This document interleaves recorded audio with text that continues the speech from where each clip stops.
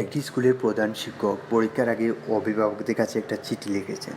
চিঠিটা এরকম: প্রিয় অভিভাবকবৃন্দ, কয়েকদিনের মধ্যে আপনাদের ছেলেমেয়েদের পরীক্ষা শুরু হবে।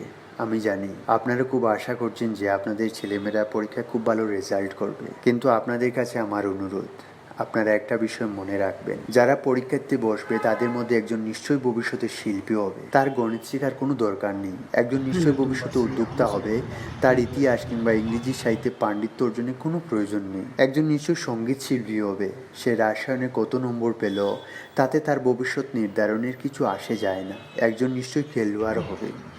তার শারীরিক দক্ষতা পদার্থবিজ্ঞানের নম্বর থেকেও অনেক বেশি জরুরি। যদি আপনার ছেলে বা মেয়ে পরীক্ষায় খুব ভালো নম্বর পায় সেটা খুবই চমৎকার, কিন্তু যদি না পায় তাহলেও তাদের নিজেদের উপর বিশ্বাস বা সম্মানটুকু কেড়ে নেবেন না। তাদেরকে বুঝিয়ে বলবেন পরীক্ষার নম্বর নিয়ে তারা যেন খুব বেশি মাথা না ঘামায়। এটা সির্ফ একটা সংখ্যা ছাড়া আর কিছু না। তাদেরকে জীবনে আরো অনেক বড় কিছু করার জন্য প্রস্তুত হওয়া দরকার। এই পৃথিবীতে কেবল ডাক্তার, ইঞ্জিনিয়ার, পুলিশ, আইনজীবী বা বিচারকরা একমাত্র সুখী মানুষ নয়, কিংবা এগুলোই একমাত্র পেশা নয় যা দেশের উন্নতিতে ভূমিকা রেখে চলছে।